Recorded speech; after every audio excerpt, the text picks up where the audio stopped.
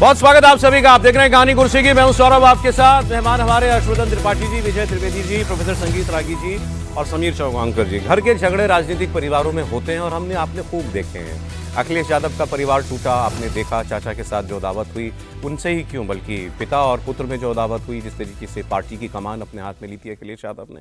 और आप पीछे जाना चाहते हैं तो गांधी फैमिली में जिस किस्म की बातें हुई थी जब संजय गांधी की मृत्यु हो गई थी, उसके बाद मेनका गांधी को जिस तरीके से जिन परिस्थितियों में रात में छोटे बच्चे के साथ घर छोड़ना पड़ा, ऐसे बहुत सारे उदाहरण बताए जा सकते हैं। लेकिन जो लालू परिवार में हुआ है, ये कई पैमानों पर अत्यंत ही चिंताजनक है, क्योंकि यहां सवाल घर की बेटी का है। पहले बड़े बेटे तेज प्रताप वो अलग हुए, अब बहन रोहिणी अलग हुई हैं, और उनके बाद लालू यादव की 3 और बेटियों ने उनका घर छोड़ दिया और वो दिल्ली आ गई। लालू की तीनों बेटियां मायके से दिल्ली आ गई हैं। रागिनी, राजलक्ष्मी और चंदा यादव ये अपने पिता के घर पर ही थीं। तो और जब रोहिणी ने घर छोड़ा, उसके कुछ घंटों के बाद ये भी घर के बाहर निकलती हुई दिखाई दी। अब रागिनी, राजलक्ष्मी और चंदा यादव, सबसे बड़ी बहन इनकी जो है मीसा भारती, जो पॉलिटिक्स में हैं, उनके घर दिल्ली पहुंची हैं। मतलब इस वक्त राबड़ी देवी का घर पूरी तरीके से खाली हो गया है। अब वहां पर केवल तेजस्वी यादव और उनका परिवार है। रोहिणी यादव वो मुंबई अपनी ससुराल लौट गई हैं। और अब याद कीजिए उन्होंने क्या कहा था कि मैंने अपनी किडनी देते हुए अपने पिता को, मैंने अपने पति की इजाज़त नहीं ली, मैंने अपनी ससुराल वालों की परमिशन नहीं ली और ये मैंने बड़ा गलत किया। और फिर उन्होंने कहा कि मैं अपने ससुराल वापस लौट रही हूँ क्योंकि मेरी सास जो हैं वो बड़ी चिंतित हैं मुझे लेकर के, और वो भी लगातार रो रही हैं। और उधर इस पूरे प्रकरण पर लालू यादव और राबड़ी देवी बिल्कुल खामोश हैं, बिल्कुल चुप हैं। अब वो कहें भी तो क्या कहें। बीजेपी और जेडीयू जरूर लगातार उनके ऊपर वार कर रहे हैं, लालू परिवार पर वार कर रहे हैं। जेडीयू ने तो लालू यादव को सियासी धृतराष्ट्र तक बोल दिया है। बीजेपी कह रही है कि लालू यादव के घर में जो हो रहा है वो उनकी परिवारवादी सियासत का ही नतीजा है, क्योंकि जब पूरा परिवार ही पॉलिटिक्स में हो या सारी पार्टी ही परिवार हो जाए तो परिवार के लोग फिर अपना अपना हिस्सा चाहते हैं ना। मीसा भारती क्यों कम हो तेजस्वी से? क्यों बाकी रोहिणी जो है, उन्होंने अगर परिवार के लिए, पिता के लिए कोई बलिदान किया है और अगर उनकी कोई राजनीतिक महत्वाकांक्षा है तो वो क्यों ना मांगे उसको। लेकिन तेजस्वी यादव को जिस तरीके से लालू यादव की राजनीतिक विरासत का पूर्ण उत्तराधिकारी घोषित कर दिया गया, उससे परिवार में पहले भी आक्रोश था या असंतोष था कहिए और परिवार के लोगों में, लेकिन अब वो खुलकर इस तरीके से सामने आ रहा है। रोहिणी यादव अब तक कई बार खुलकर तेजस्वी यादव का नाम लेकर बहुत ही गंभीर आरोप लगा चुकी हैं। रोहिणी ने तेजस्वी यादव के करीबी संजय यादव और अब एक दूसरे शख्स का नाम आप बार बार सुन रहे हैं, रमीज नेमत खान, इनके साथ साथ अब तो तेजस्वी की पत्नी रेचल यादव का भी जिक्र कर दिया। रोहिणी ने कहा है कि उन पर चप्पल किसने चलाई, इसका जवाब तेजस्वी से लीजिए, तेजस्वी की पत्नी रेचल यादव से लीजिए, तेजस्वी के खासम खास संजय यादव और रमीज नेमत खान से पूछिए। रोहिणी ने एक बार फिर कहा कि जब उन्हें अपमानित किया जा रहा था तो उनके माता पिता दोनों रो रहे थे। लालू यादव जैसा आदमी रो रहा था। पिता लालू यादव को जो मैंने किडनी दी उसे गंदी किडनी कहा गया। वो कह रही हैं कि हर बार बेटी ही क्यों बलिदान दे, घर के बेटों से भी सवाल होना चाहिए। आपने रोहिणी के ये बयान सुने होंगे अब तक कई बार, लेकिन आज की चर्चा से पहले एक बार फिर जरूरी है कि हम उनकी बात को शब्दशः सुने एक बार फिर। 2 मौकों पर उन्होंने अपनी बात कही है कैमरों पर आकर के, वो आप सुन लीजिए, फिर इस पर आगे और क्या पता चला है वो हम बताएंगे आपको। सुनिए। आपने कहा था कि चप्पल चलाया गया। चप्पल चलाने की बात आपने कही। आराम से। अब आप लोग जाकर के वहाँ इंक्वायरी कर लीजिए। सही बात है, रोहिणी जो बोलती है सच बोलती है, और जिसको भी कंडेम करना आकर के सामने मेरे सामने बैठवाइए। रोहिणी जी चप्पल आराम से चलाया था। रोहिणी जी आप आराम से बात करिए। आप ये बात जाकर ये बात जाकर के तेजस्वी यादव किसके शह पे हुआ है उनसे जाके पूछिए, संजय यादव से पूछिए, रेचल यादव से पूछिए, ये कोई लड़के का क्या नाम था, रमीज से जाके पूछिए। आप जाइए वहाँ पे इनको। हम बिल्कुल पूछेंगे। और पिताजी से कुछ कहेंगे क्या, कोई मैसेज? नहीं, पिताजी मेरे साथ हमेशा है। कल मेरे माता पिता भी रो रहे थे, मेरी बहन रो रही थी मेरे लिए। मुझे भगवान ने मुझे सौभाग्य दिया कि मुझे मेरे इस तरह के माता पिता मिले जो मेरा हर समय मेरा साथ दिए।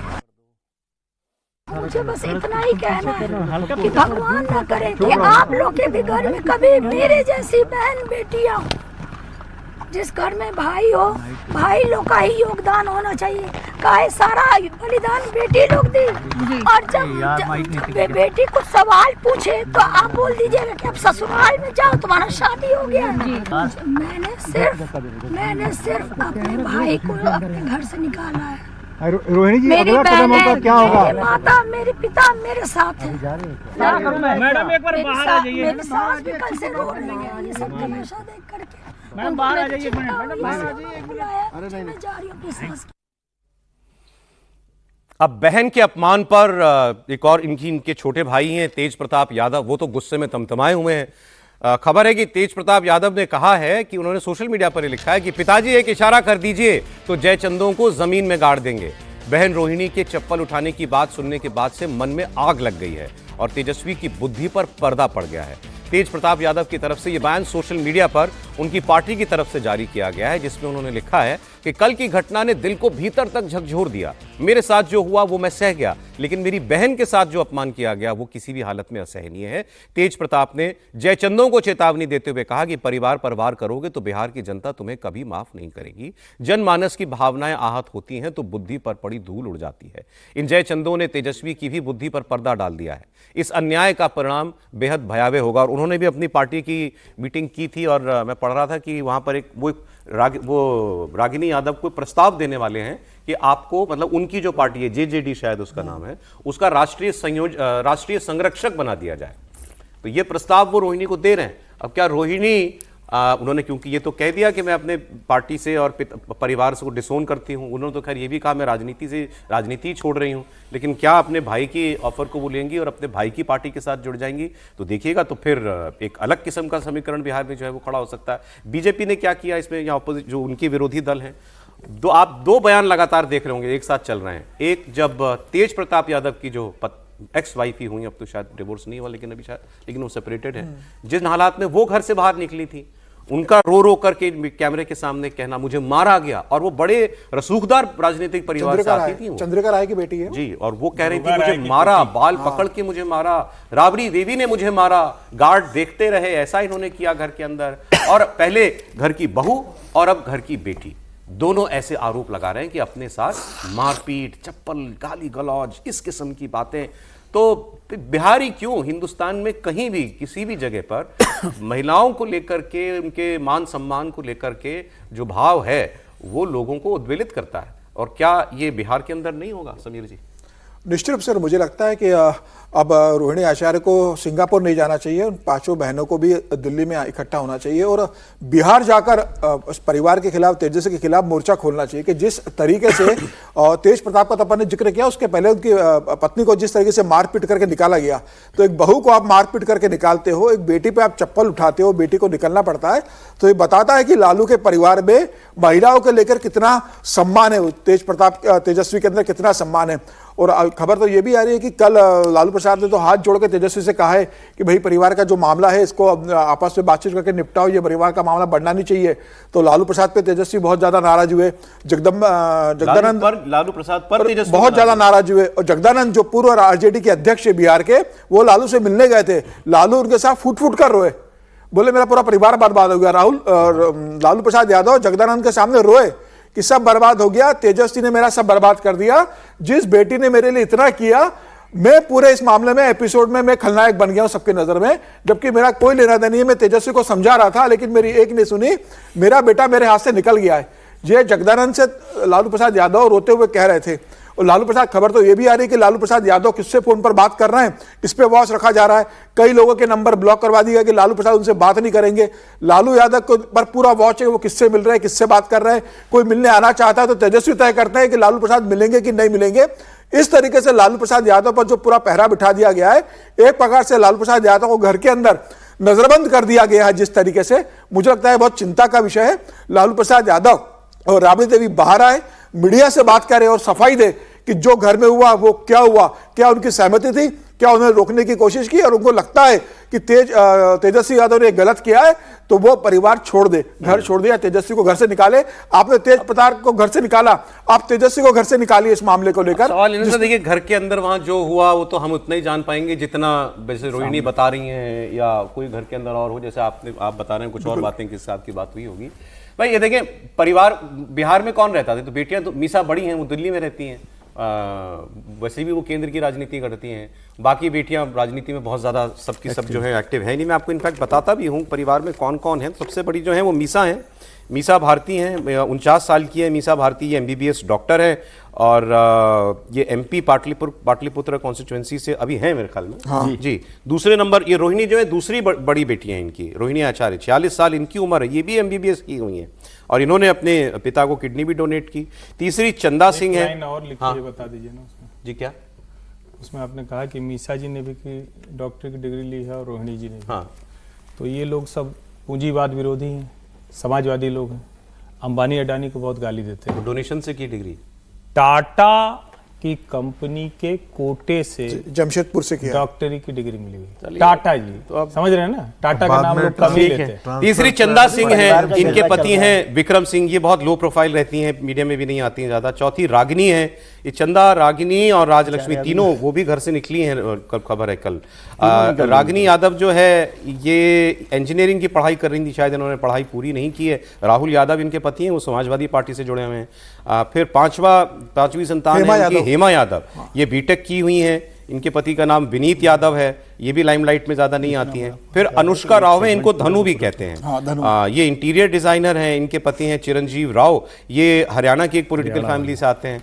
फिर है राजलक्ष्मी यादव, ये भी, ये चंदा और रागिनी ये भी घर से नाराज होकर निकले, खबर है। ये सबसे छोटी बेटी हैं और इन्होंने एक प्राइवेट यूनिवर्सिटी से डिग्री ली है और इनकी शादी तेज प्रताप सिंह यादव से हुई है, वही मुलायम सिंह के पुत्र से। फिर आते हैं तेज प्रताप यादव जो 37 साल के हैं और उनके बाद आते हैं तेज प्रताप यादव। अब आप देखिए रोहिणी और तेज, अगर ये तारीख, रोहिणी झूठ क्यों बोलेंगी, जो उम्र का अंतर देखें, तेजस्वी 35 साल के हैं, रोहिणी 46 साल की हैं, 11 साल बड़ी बहन ऐसे आरोप लगा रही है। गोदी में खिलाया है बचपन में, बहुत बड़ी बात है ये, बहुत बड़ी बात है। अब आप समाज सब जगह का हमारे एक जैसा ही है, बिहार का समाज क्या है इन सब बातों से प्रभावित नहीं होगा? देखिए बिहार का समाज तो इन सब बातों से प्रभावित होगा, लेकिन सवाल एक बहुत आकर के इस मुद्दे पे आ जाता है कि भाई ये एक परिवार के अंदर ये जो कुछ हो रहा है, ये सत्ता का संघर्ष ही तो है।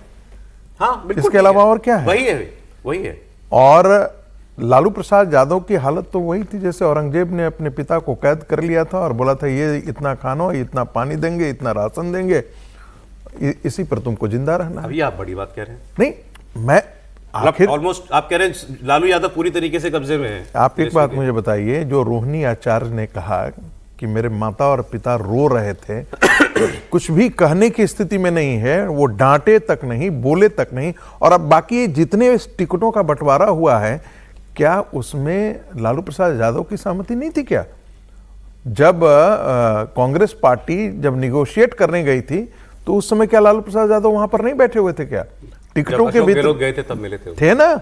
उससे पहले भी लालू प्रसाद यादव तो पूरे इस प्रक्रिया में शामिल रहे हैं। हाँ, ये कह सकते हैं कि उनके लोग उस प्रक्रिया में शामिल नहीं थे। जगदा बाबू नहीं थे, शिवानंद तिवारी नहीं थे, ऐसे बड़े बड़े रघुवंश बाबू बड़े क्लोज हुआ करते हैं, पूरी तरीके से तेजस्वी की कमांड में सर। बिल्कुल। अब आप एक बात मुझे बताइए, राहुल गांधी की कमांड में केंद्रीय नेतृत्व नहीं है, ये जनरेशनल चेंज होता है तो ये तो चीजें होती ही हैं।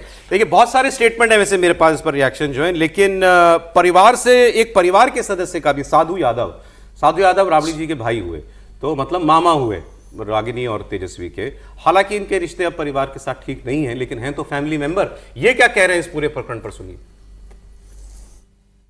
अगर रोहिणी का छोटा भाई है तेजस्वी, अगर वो गलत व्यवहार करता है किसी के सामने, तो समझिए कि माने इससे बड़ा दुर्भाग्य नहीं हो सकता है। हमारी भी बहन राबड़ी देवी है, हम अपनी बहन को तो जो है आज तक कितना हूँ कुछ बोली है, बहुत सारी बात बोली है, लेकिन हमने तो कभी नहीं कुछ बोला उसके विषय में, बहन के बारे में। ये लोग कैसे बोल रहा है, कौन लोग बोलवा रहा है, ये सारे चीजों को जानकारी करना पड़ेगा। अगर बाहरी व्यक्ति अगर घुस के बाहरी घर में घुस गया है और घर वाला बाहर जा रहा है, तो ये भी दुर्भाग्य है, ये भी अच्छी बात नहीं है, न पार्टी के लिए अच्छा है और न परिवार के लिए। आप नेता से हटा दीजिए और देखिए तो फिर वो कैसे तेल मिला रहा है। तेजस्वी यादव को हाँ हटाइए, नेता विरोधी दल से हटाइए, नेता विरोधी दल, नए नेता विरोधी दल का चयन करेंगे पार्टी में। बहुत लोग हैं, बहुत सीनियर लोग हैं, गंभीर लोग हैं, अनेकों आदमी है जो गंभीर है, आप उसको बनाइए। इससे क्या होगा? ये सीधा हो जाएंगे, ये टेकुआ हो जाएंगे। ये बुझते हैं ना कि हम पापा को जो कहेंगे वो पापा कर देंगे। क्यों ऐसा हुआ घर में? उन्हीं के साथ रहने वाले एगो बिस्कोमान के आदमी हैं जो तेजस्वी को बाह पकड़ के नचा रहे हैं। नेता विरोधी दल के साथ बाह पकड़ के आप ले जाइएगा स्टेज पर नचाने? आपका परिवार है क्या? आपका घर का है क्या? आपका रिश्तेदार है क्या? ऐसे ऐसे लोग घर में घुस करके घर परिवार को बर्बाद किए हुए हैं। घर वाला बर तर, बर वाला घर तर। ये क्या कहानी बना दिया आप लोगों ने? किस भाव जाल में फंसे हो जी? अहंकार तुम पाल लिए हो। अब ये तो खैर साधु यादव कुछ ज़्यादा ही उम्मीद कर रहे हैं कि लालू यादव जो हैं तेजस्वी की जगह किसी और को पार्टी का नेता बना दें, नेता विपक्ष बना दें। ये तो खैर नहीं होने वाला है। लेकिन ये भी कह रहे हैं बाहरी लोग, तेज प्रताप कहते हैं जयचंद, रोहिणी नाम लेके कह रही हैं संजय यादव, और ये व्यक्ति का नाम है भूल जाता हूँ, रमीज। ये कौन है? चला इनके बारे में भी जान लेते हैं। ये संजय यादव हरियाणा के रहने वाले हैं और तेजस्वी यादव के स्कूल के और क्रिकेट ग्राउंड के फ्रेंड हैं। तेजस्वी जब लालू यादव के सियासी वारिस बनने के लिए तैयार हो रहे थे या तैयार किए जा रहे थे, तो फिर वो संजय को अपने साथ ले गए। दोस्त था, यादव भी है, आओ साथ में भी लोग, मदद करो हमारी। आरजेडी की राजनीति में संजय यादव की पहचान पार्टी के रणनीतिकार के तौर पर है, या जैसा रागिनी ने कहा इनको चाणक्य कह रहे थे तो चाणक्य जवाब दे। अब तेजस्वी को इन्होंने एक युवा नेता के रूप में, यूथ आइकॉन के रूप में पेश करने की कोशिश की, उसमें एक भूमिका इन्होंने निभाई। मूल रूप से हरियाणा के रहने वाले संजय यादव ने 2024 में आरजेडी के कोटे से राज्यसभा भी पहुंच करके अपना डेब्यू किया, पॉलिटिकल डेब्यू। आधिकारिक तौर पर पार्टी की मुख्य धारा में प्रवेश किया इन्होंने। अब ये न केवल तेजस्वी के चुनावी फैसलों को प्रभावित करते हैं, बल्कि सोशल मीडिया की रणनीति और पब्लिक इमेज मैनेजमेंट का भी जिम्मा इन्हीं के पास है। संजय का दखल इतना गहरा है कि हाल में लालू परिवार की कलह में इन्हीं का नाम रोहिणी आचार्य से ने खुलकर लिया और इशारों में तेज प्रताप लेते हैं। 2015 से जब तेजस्वी ने पहली बार उप मुख्यमंत्री पद का कार्यभार संभाला था, तब से संजय यादव ने उनकी सार्वजनिक बैठकों, फैसलों, पार्टी की सारी संगठनात्मक रणनीति, इन सब में सबसे अहम भूमिका निभाई है। कुछ लोग तो कहते हैं कि इनसे मिले बगैर आप तेजस्वी से मिल भी नहीं सकते। पार्टी के अंदरूनी जो लोग हैं वो बताते हैं कि तेजस्वी यादव संजय यादव की सलाह सबसे ज्यादा मानते हैं और इसी वजह से उनको तेजस्वी का राजनीतिक मास्टरमाइंड कहा जाता है। अब ये दूसरा जो व्यक्ति की एंट्री हुई है, ये रमीज नेमत खान, ये तो बड़ा ही विचित्र मामला है। ये व्यक्ति तो क्रिमिनल बैकग्राउंड का व्यक्ति है, क्रिमिनल। और मैं क्रिमिनल इसलिए कहने में मुझे कोई संकोच नहीं कि वो हत्याकांड में जेल में रह करके आया। इसी साल अप्रैल में उसको बेल मिली है। पिताजी प्रोफेसर हैं दिल्ली में, जामिया मिलिया यूनिवर्सिटी में। ससुर जी जो हैं एक्स एमपी और 2 बार के एमपी, 3 बार के विधायक हैं, वो अभी तक जेल में हैं, उसी हत्याकांड में जिसमें इनको जेल हुई थी। बड़े अपराधी ये रमीज नेमत खान और इनकी पत्नी दोनों को उसी हत्याकांड में जेल में जाना पड़ा, जिसमें इनके ससुर जी को, अभी आप बता रहे हैं, बड़े यूपी के बड़े माफिया में नाम आता है, अपराधियों में नाम आता है। तो ये व्यक्ति अगर बात सही है कि इसकी घर में एंट्री थी और तेजस्वी यादव, संजय यादव और तीसरी ये तिकड़ी में ये व्यक्ति था, तो फिर तो ये वाकई सोचना चाहिए तेजस्वी यादव को कि किस बैकग्राउंड के लोग जो हैं उनको वो अपना दोस्त मानते हैं या उनको अपने पॉलिटिकल एक्टिविटीज़ में वो शामिल करते हैं। त्रिपाठी जी, नहीं देखिए सौरभ जी, कई बार चर्चा होती रही इस चुनाव में और कई लोग तो बहुत मतलब गंभीर होकर ये सवाल पूछते हैं कि भाई लालू जी का जंगल राज कब तक, बेचारे तेजस्वी के ऊपर ये जंगल राज क्यों थोपोगे। अब मुझे तो लगता है कि भला हुआ बिहार बच गया। अगर रिजवान जहीर का दामाद, और मैं फिर कहता हूं रिजवान जहीर के दामाद होने से कोई दिक्कत नहीं, भाई रिजवान जहीर का आपराधिक इतिहास है, लेकिन यहां तो सीधे सीधे हत्या के मामले में सपत्नी के भाई जेल में था। बिल्कुल ठीक, 10 मामले हैं इसके ऊपर, और ऐसे में कोई व्यक्ति आपका सलाहकार हो गया, आपका कान नाक हो गया, आपके सारे निर्णय ले रहा है, तो आप जरा प्रत्याशी सोचिए, आप जरा संगठन सोचिए, आप ओवरऑल पार्टी को सोचिए कि वो किस दिशा में जा रही होगी। और इसीलिए जो बिहार की जनता थी वो शायद हमसे आपसे बहुत ज्यादा समझदार थी। वो पहले से देख रही थी कि लालू जी वाला जंगल राज तो पुराना हो गया, नया वाला ज्यादा खतरनाक है। और इसीलिए ओसामा साहब, जब ओसामा को टिकट दिया जाता है और जिस अंदाज में ओसामा लौट कर आते हैं, ओसामा के समर्थक कहते हैं कि यहां जरा कर दिया होता ऐसा पोस्टर वाला, तो साहब बताते कि क्या होगा। तो मुझे लगता है कि ये बड़ा साफ है, मतलब जो बिहार ने देखा बहुत अच्छे से देख लिया, बहुत बढ़िया से देखकर उस पर निर्णय लिया। अब उसके इर्द गिर्द बहुत सी चीजें हैं जिसको जोड़ दी जा रही है, जिसमें 10,000 रुपया, दूसरी सारी चीजें वो सब हैं, लेकिन बड़ी चीज वो जो जंगल राज वाला डर है, और ऐसे लोगों का तेजस्वी के साथ जुड़ा होना। देखिए, ये इसमें कोई ये कोई अनहोनी बात नहीं है कि कोई नेता उसके इर्द गिर्द उसके खास लोग हों। हर किसी के पास इर्द गिर्द खास लोग होते हैं जिन पे वो भरोसा करता है या जिनकी सलाह को वो उचित मानता है। यहां प्रॉब्लम ये है कि परिवार को ये पसंद नहीं थे। परिवार चाह रहा है हम है ना, हमारी सलाह लो, पिताजी तुम्हारे, इनसे पिताजी से बड़ा सलाहकार कौन होगा, बहनें हैं या बड़ा भाई है, उनको हिस्सा दो, उनको भी साथ लेकर के चलो। शिकायत उनकी ये है कि तेजस्वी परिवार से ज्यादा इन दो पर भरोसा करते थे। यही बड़ा मुश्किल काम है। वैसे आमतौर पर ऐसा होता है, यदि आप बहुत सारे राजनीतिक परिवारों को देखो, वहाँ पर ऐसे लोगों की एंट्री हो जाती है, और वो उनकी एंट्री जब होती है तो वो इसी शर्त पे होती है भाई ये परिवार के लोग बड़ा दखल करेंगे तो ये काम चलेगा नहीं, हमको प्रोफेशनल तरीके से पार्टी को आगे बढ़ाना है। पहला स्टेप ये होता है, और वो धीरे धीरे जब तक उनको समझ में आती है बात कि जब तक परिवार के लोग दूर नहीं होंगे तब तक उनका वर्चस्व उस पर नहीं बनेगा। नहीं, मतलब ये इन लोगों के का प्रयास होता है कि परिवार दूर रहे। हाँ, इन लोगों का प्रयास होता है, क्योंकि वो परिवार यदि उसमें रहेगा, मान लो मीसा जी एक्टिव रहे, रोहिणी जी एक्टिव रहे, लालू जी एक्टिव रहे, तो कितनी चलेगी संजय यादव की या रवीश की। तो इसलिए वो सबसे पहला कदम यही उठाते कि ये सारा करे।